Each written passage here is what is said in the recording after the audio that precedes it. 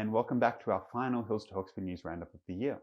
As always, I'm Josh, and today we'll be talking to you about some late year news, as well as some Christmas lights you can go look at, and some early events to look forward to in 2024. So without further ado, let's begin.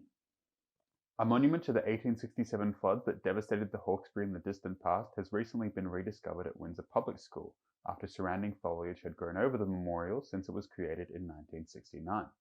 Windsor Public School Principal Mike Watson led the charge on having the monument once again made visible walking on the street in Windsor to preserve this important piece of history.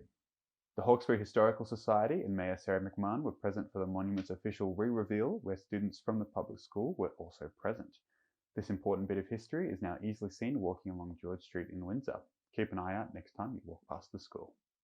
Hillshire Council is moving to change the name of Withers Road Reserve to Killayura Reserve to better acknowledge North Kellyville's First Nations heritage.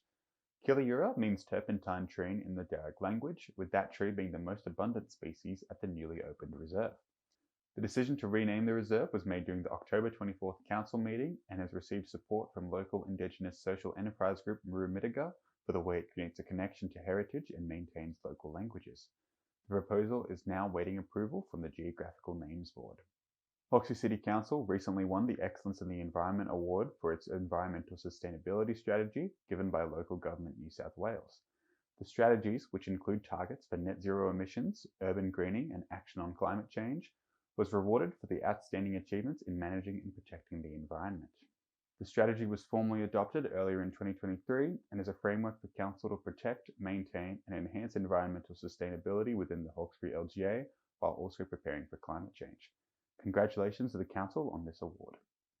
In the latest issues of our magazine, we've been keeping up to date with the journey of Chloe Familton, a 17-year-old aviator from Cherrybrook who's making it her goal to be the youngest woman ever to circumnavigate Australia.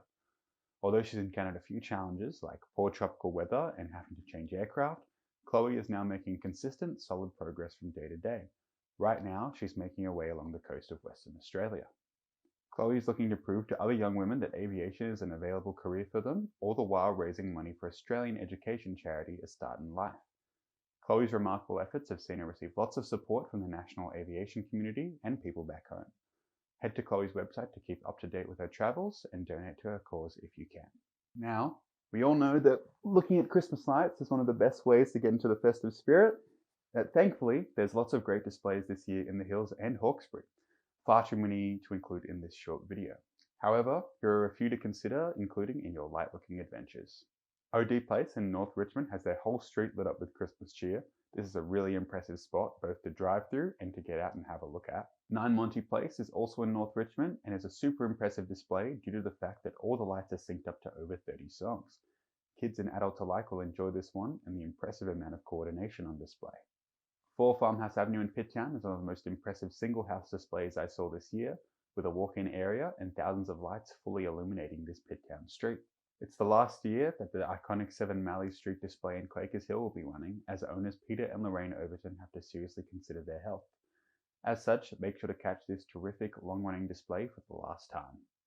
14 Bundilla Avenue and Winston Hills have opened their gates to visitors in the lead up to Christmas, making this a perfect spot to get out and have a look at the impressive display that's been put together here. And 28 Beacon Avenue in Glenhaven is also super impressive, with this house taking full advantage of being on the corner to wrap its lights around in a super impressive way. And those are my picks for some exceptional Christmas lights to see this year. Check out our article on these lights for even more suggestions for your light-looking trips. Now, here's a couple of events to look forward to in the new year. Hawkesbury Library Service are hosting a Lego building challenges for ages 5 and up on January 5th, providing a number of tasks to challenge the imaginations and creativity of participants. It runs from 10 a.m. till 11 a.m. and it's $2 to book. Kick off the new year at Wheelie Park in the Gables with some bush care to maintain the 5,000 trees planted on National Tree Day. Make sure to book for free and bring your green thumbs. It's on Sunday, January 7th from 9 a.m. till 12 p.m. And show kids a new movie at Hawkesbury Library on January 9th from 2 till 3:30 p.m. where Ruby Gilman, Teenage Kraken will be playing in the cool confines of the library. It's a free event, just make sure to book a spot for your young ones. And that's it for the last news roundup of the year.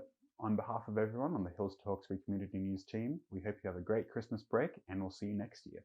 For 2023, this is Josh, signing off.